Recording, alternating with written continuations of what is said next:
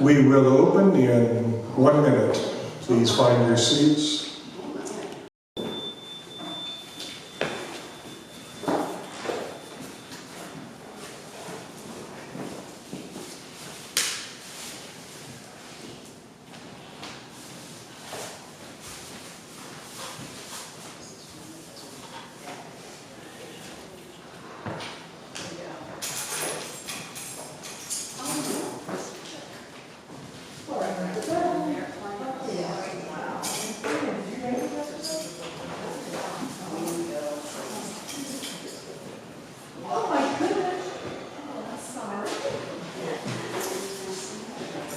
Welcome to our celebration of life today,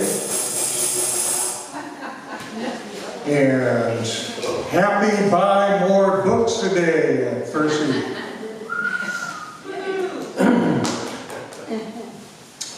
Our musician today is Craig Rayfuse, and our opening song is What's That I Hear, which is found in the Pink Book on page 53. Page 53, please rise as you are willing and able. This is a nice, spirited song. I thought it would, as far as maintaining sanity, I think it has the right feel to it. So it would be like, what's that I hear? 2, 3, 4. What's that I hear? Now ringing in my ear. I've heard that sound before. What's that I hear? Now ringing in my ear. I hear it more and more. It's the sound of freedom calling, bringing up to the sky. It's the sound of the old ways of calling. You can hear it if you try. Repeat that right there. You can hear it if you try. Do that every time. What's that I see now shining in my eyes? I've seen that light before. What's that I see now shining in my eyes? I see it more and more. It's the light of freedom shining, shining up to the sky. It's the light of the old ways of dying. You can see it if you try. You can see it if you try. What's that I feel now beating in my heart? I felt that beat before. What's that I feel now beating in my heart?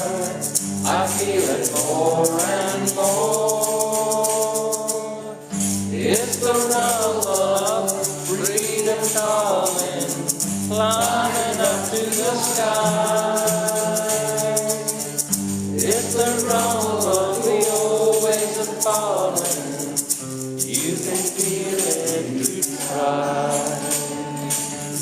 You can feel it if you try.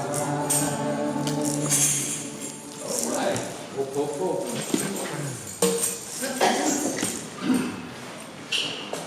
Welcome to the First Existentialist Congregation of Atlanta. We are a spiritual community philosophically based on existentialist and feminist principles, dedicated to human liberation and protection of the natural world. We make our spiritual home in the old stone church, which was hand-built more than 100 years ago by the African-American Antioch East Baptist Church. We acknowledge that racial hostility drove those African Americans from the area, and we honor them and the powerful history of this place. We also acknowledge that in the 1800s, the Muskogee Creek people were driven from this land, and we support justice for all indigenous people.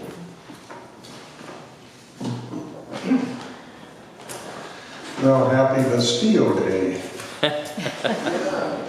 The French celebration from July 14, 1789, which kind of advanced humanity towards a more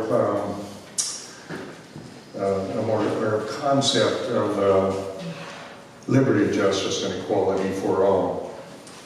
Here's a couple of thoughts, if that is a theme in today's service, that may be appropriate. Chaos can be too much. You can't long tolerate being swamped and overwhelmed beyond your capacity to cope while you are learning what you still need to know. Thus, you need to place one foot in what you have mastered and understood, and the other in what you are currently exploring and mastering. Then you have positioned yourself where the terror of existence is under control, and you are secure, but where you are also alert and engaged. That's a quote from Jordan B. Peterson in his book, 12 Rules for Life, an Antidote to Chaos. I am often asked whether I am an optimist or a pessimist. My reply is, I'm an optimist who worries a lot. Madeline Albright. If anyone has community announcements, would you bring them up? I'll read them. Here's a perfect example. Later in the service, and there's some pen and paper should be on that table in the back.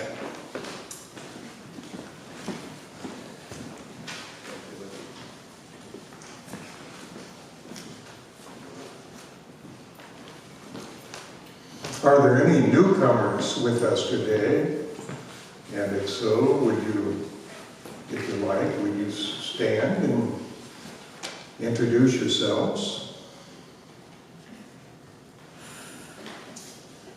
They're hiding in the books.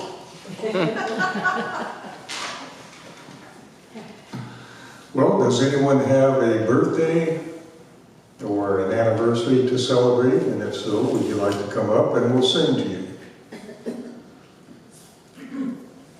All right, we'll move along. Our second congregational song for today is How Can I Keep From Singing? It's also in the Pink Book on page 1. I know this probably gets done now and then, but I've never led this song before, so I love this song. And my friend Tom Blakely, a lot of you know him here, I hang out with him a lot. He keeps telling me he loves this song. But he's not here singing it.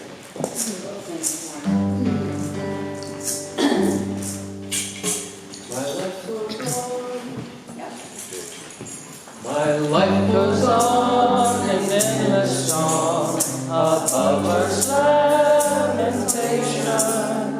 Why hear the real, the far off hymn that hails a new creation? Through all the tumult and the strife, I hear the music ringing, it sounds an echo in my soul. How can I keep from singing? What though the tempest round me roars, I know the truth is living. What though the darkness round me close, sun in the night is given. No storm can shake my inmost calm, all to have brought Since love is Lord of heaven and earth, how can I keep from singing? When tyrants tremble, sick with fear, and hear their death knells ringing, when friends rejoice afar and near, how can I keep from singing? To rid the devil and defile, our clouds of love are ringing. When friends of shame are undefiled, how can I keep from singing?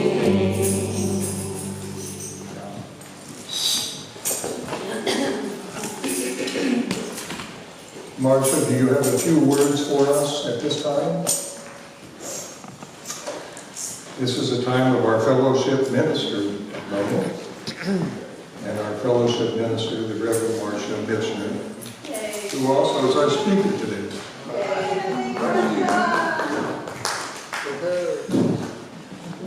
I wasn't going to say anything, didn't plan originally to say anything, but since I'm speaking today, but because of what happened yesterday, I feel like it's really important for me to say something. I know that those of you who are here are people that believe in nonviolence, that you are not people that perpetuate the kind of negative kind of activity that can go on.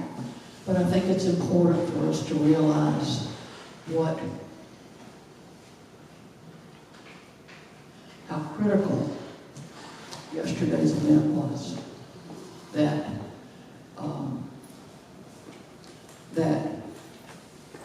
someone is so angry and so unable to control themselves that they would try to assassinate the President of the United States. Not the president, former President. We know. But, you know, so other countries are looking at us because they look at the United States as a beacon of, you know, democracy. And, you know, we're looking at ourselves, you know, how are we going to survive? So I just would like for everyone to put out, you know, as much positive kind of thoughts and energy and words that you can, you know, to try to lower the temperature. That doesn't mean that we can't fight for what we believe in. And I've got very strong opinions, you know, about, you know, how I want things to be. But violence just doesn't have a place. So please hold in your heart the innocent man that died yesterday, the others that were hurt, the trauma that people had to suffer because of that violence. And let's just hope that we can get through the rest of this election cycle, you know, without having any more events, you know, like this.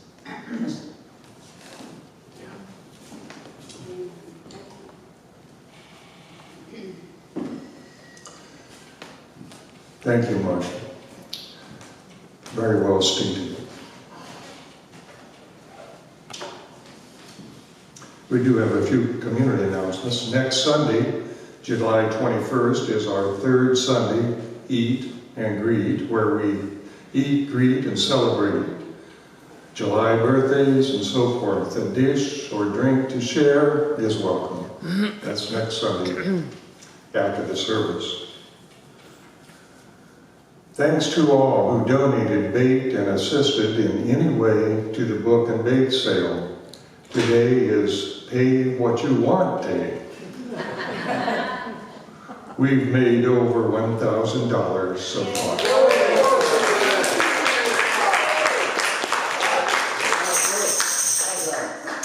After the service today, we will box up the leftover books. We need people to take the leftovers to thrift stores, your local library, or little free libraries.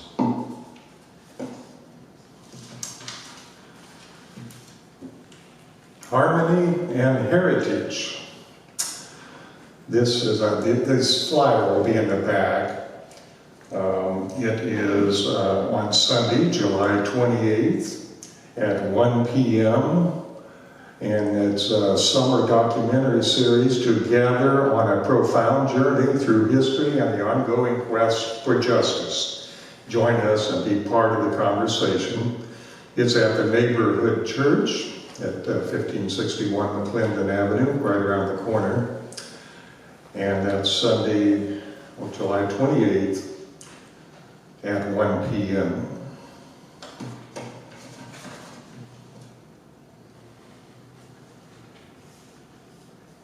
Wade, I'm sorry, I forgot to send something up, but to remind people that we have the discussion group after the service.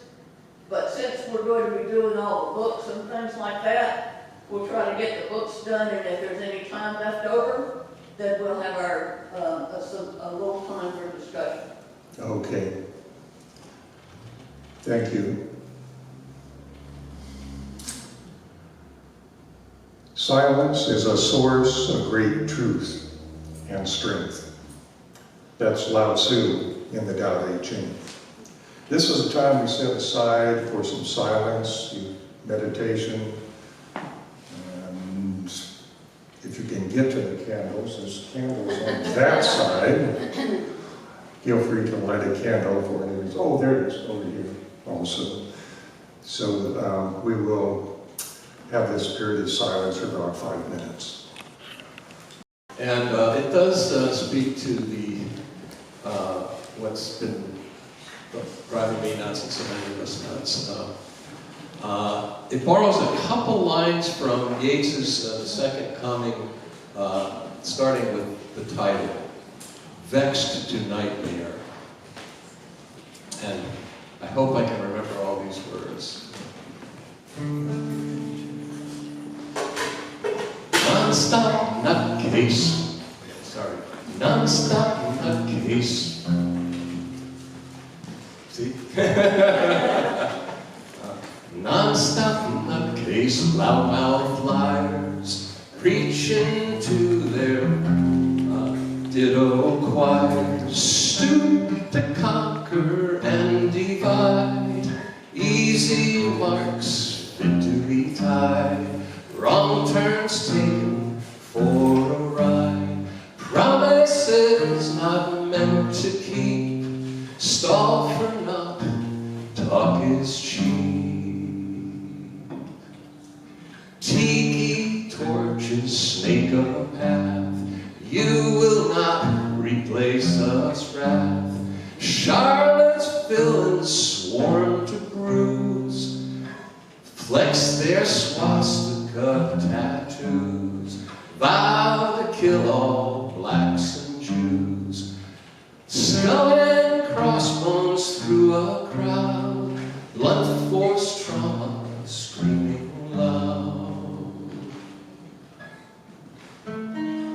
This is where I'm a little fuzzy here, but and this is a quote, you know, mere anarchy is loosed. Mere anarchy is loosed. Shit show psychos rule the roost. I'll have to work on the music in there. Anyway, MAGA monsters, news ain't real. Storm the Congress, stop the steal. Wink, wink, nudge, nudge, let it bleed. Would not let that mob concede. Hate is all they ever need. Cavalierly led astray.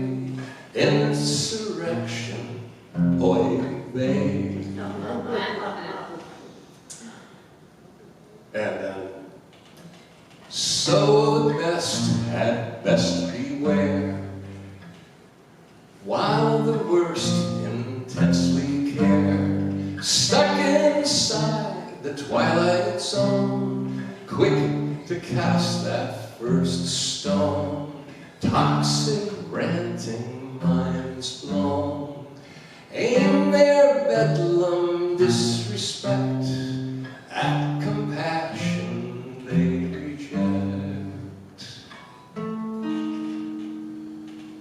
And what is it here? This is how it rounds out. Oh yes, it's actually got sanity in it here. Sanity. What is it? Sanity can ill afford what the rough beast slouches toward. This is what the result of, you know, not sleeping sometimes at night and working on us. Next to nightmare.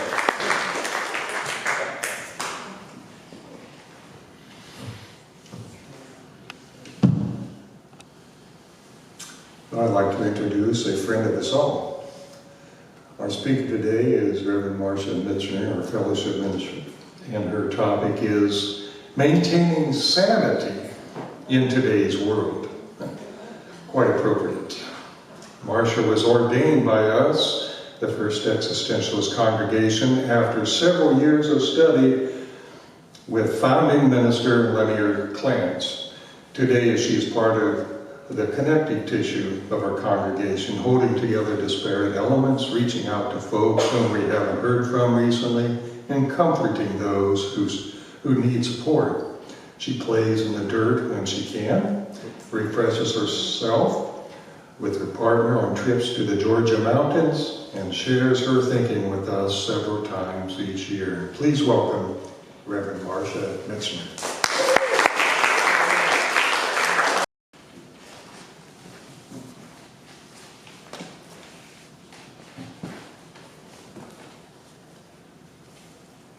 Well, when I sat down to begin writing today's message, the topic was maintaining sanity in today's world. The first thing that came to my mind was, what was I thinking? Writing a topic on maintaining sanity in today's world? That sounds a little insane. I mean, I am certainly one of the least expert people in this area. But I must have thought that it would be a good exercise for me to go through the ways that I try to maintain my sanity, and that maybe by saying those, that passing those on, that they could be helpful to somebody else. So, here we are. Every day I experience the conflict between wanting to be informed and wanting to maintain my sanity. Unless you live in a cloistered environment, or you make a very deliberate choice to seclude yourself, to escape, then you know that we live in a chaotic world.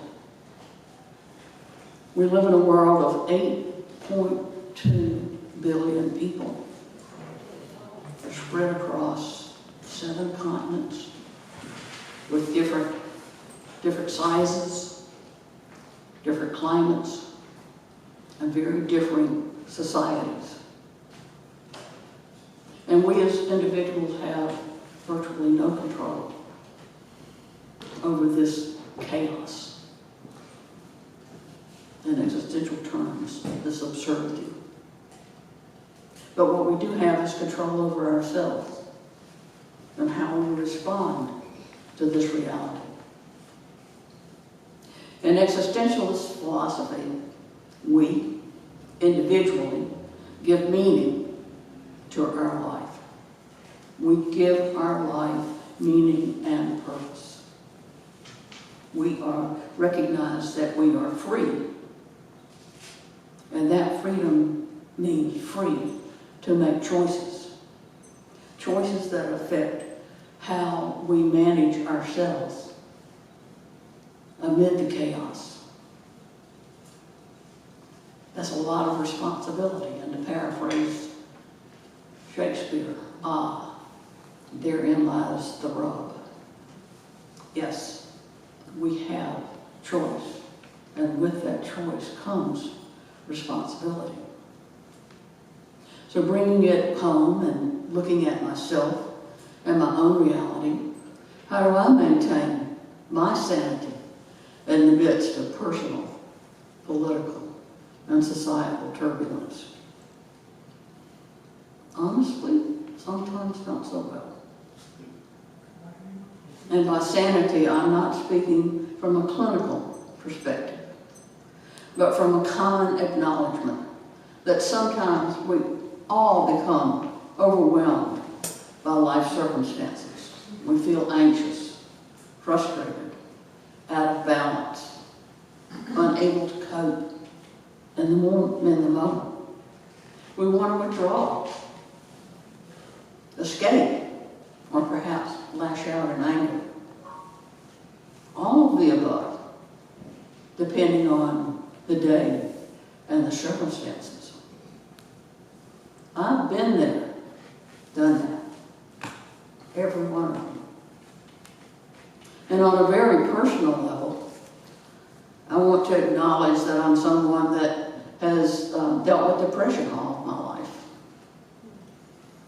Like Sylvia Player. At times I have felt the weight of the world.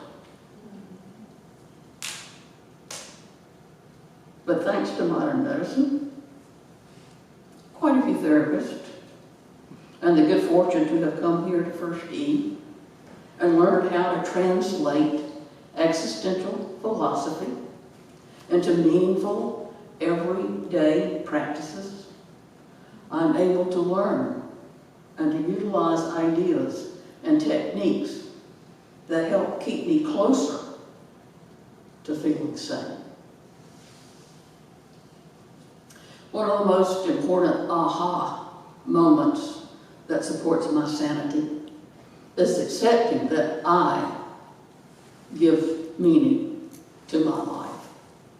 I give it purpose. I decide what my existence means, who I am, moment to moment.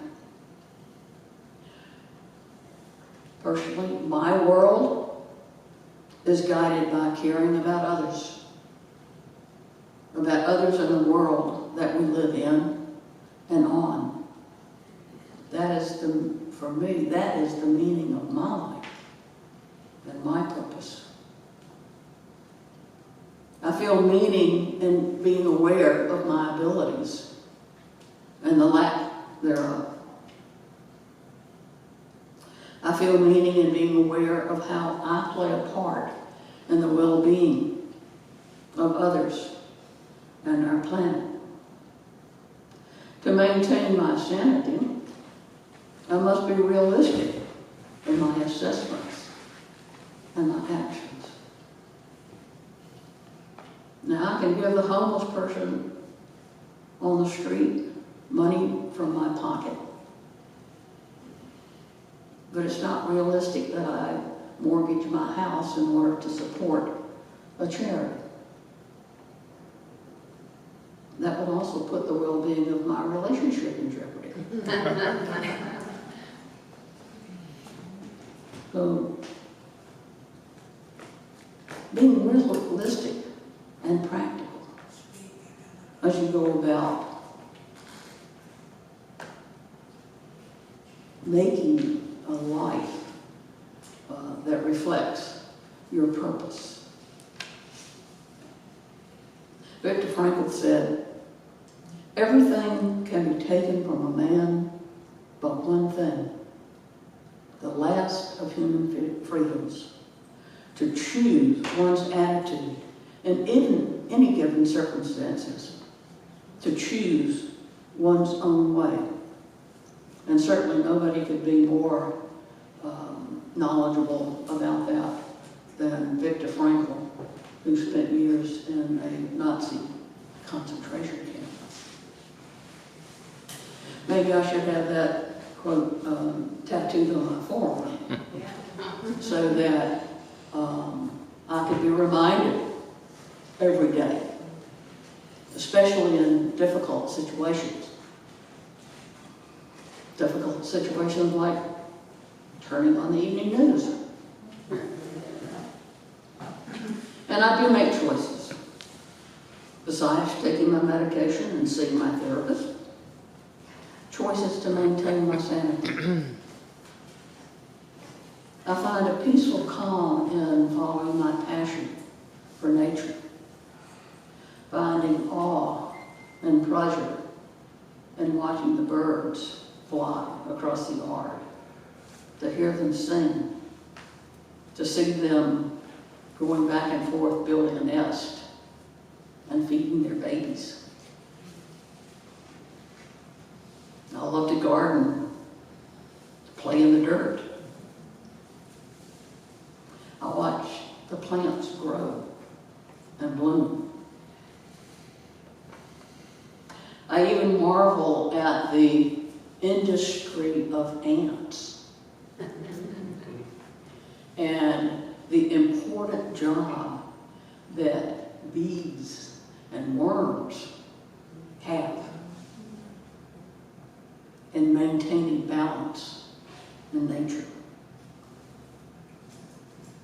Sometimes I don't feel quite as generous with squirrels and moles, but they have their part too. No, all of nature is interdependent, something humans need to keep in mind.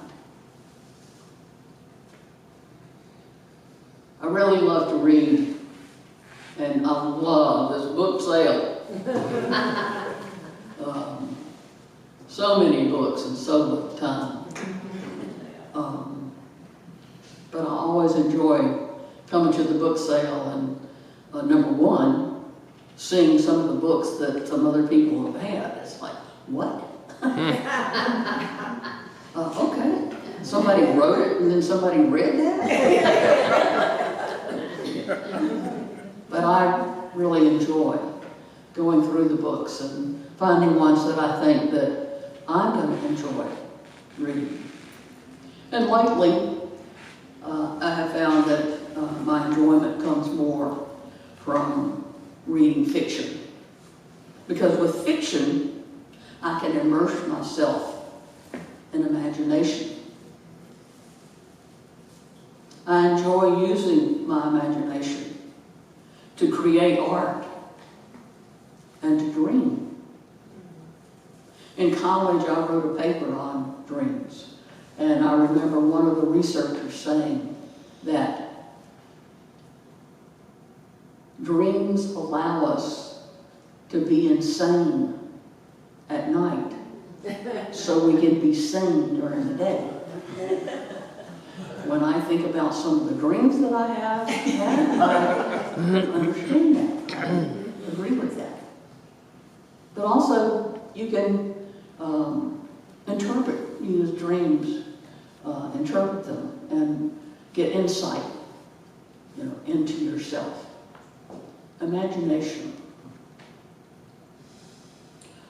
I have to personally admit to daydreaming, and sometimes those daydreams are how I would like to deal with some of the circumstances and people that challenge my sanity.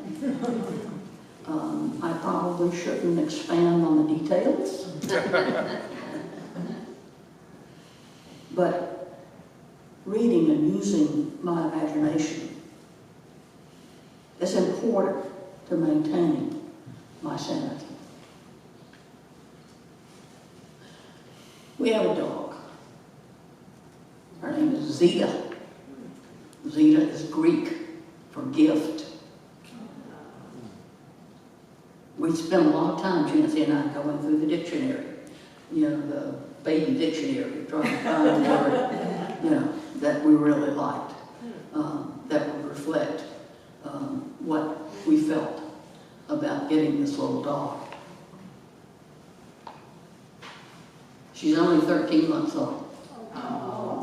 And I know that she loves me unconditionally.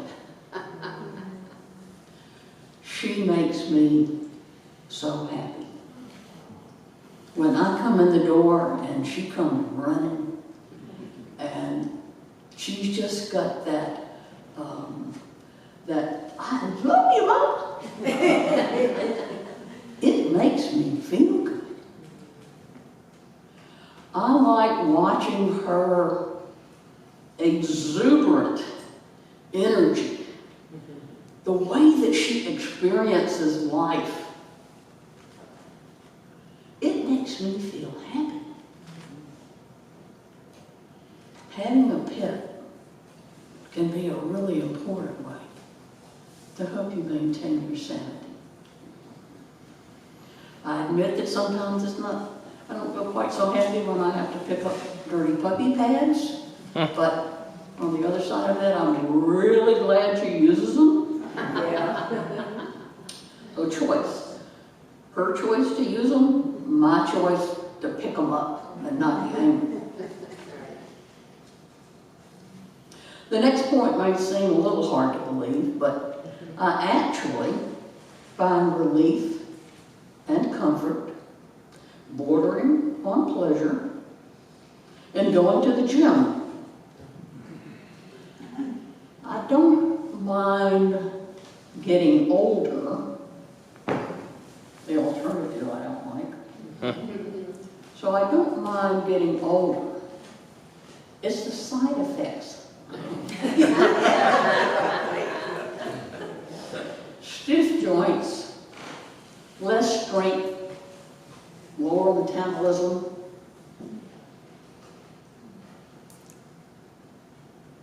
All of those are things that I am very familiar with. But I have found that going to the gym, for me, improves all of those things and makes me feel better about myself, about the things that I accomplish, to keep those side effects from having so much negative effect. Of course, then I come to service on Sunday and I see that Leon has ridden his motorcycle, and I think, oh my God, I've got a lot of choices still ahead that I can make to not let age determine my happiness, my sanity. I haven't developed a regular routine to meditate, but I find that when I do, that it very much relaxes both my body and my mind. It gives me a real sense of calm and peace, a respite from the chaos.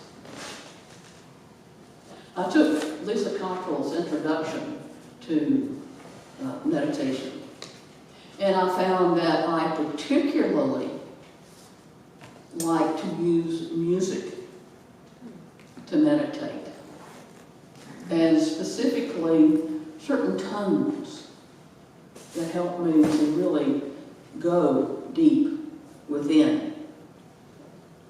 I find this really helpful in everyday practice, and especially after listening to the evening news. A third existential aha moment was understanding what it means to be authentic. I become more aware of how I might slip from being my authentic self, how external pressures influence my values and my my purpose, my actions, drawing me away from my self-determined meaning of life, away from the true me. It can be hard to be authentic amid chaos. It's a challenge to feel confident in knowing who I am and being aware of the insidious ways that I am tempted to betray myself. It's a challenge to remain sane. It's truly a moment-to-moment, day-by-day exercise in choice to be the authentic me. I've chosen to create a family, to build a relationship with a partner and close friends that give me comfort. People who love and support me are definitely pluses in maintaining my sanity. And the same can be said of coming here to First Eve, being part of a community, to engage with others who share common interest and values. A place where I feel safe to be my authentic self, to engage in meaningful conversation, to listen and to learn. The importance of family and friends and community, I believe, can never be overstated. It is the glue that helps me maintain my sanity. So thinking back over what I've said, I give meaning and purpose to my life. I realize I need to be realistic and practical. I acknowledge that I am free to make choices and accepting the responsibility of the consequences that come along with those choices. And some of my choices include my passion for nature, my enjoyment of reading, the importance of creativity and imagination, the importance of love and connection with my pet, my family, my friends, my community, the importance of good health, physical through exercise and nutrition, and mental through meditation. All of these are ways that I think about that I maintain my sanity. One of the things that I did not talk about is hope. Hope is certainly a critical component to me of maintaining my sanity, but it needs its own 15 minutes. In closing, I want to read what Albert Camus wrote to a friend. I really like this quote. My dear, in the midst of hate, I found there was within me an invincible love. In the midst of tears, I found there was within me an invincible smile. In the midst of chaos, I found there was within me an invincible calm. I realized through it all that in the midst of winter, I found there was within me an invincible summer. And that makes me happy. For it says that no matter how hard the world pushes against me, within me, there's something stronger, something better, pushing right back. Let it be so. Thank you.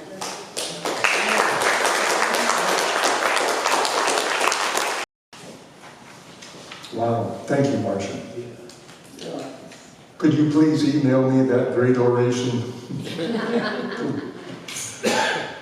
Our closing song is What a Wonderful World. It's in the White Book, listed with the W's. Please rise as you are willing to.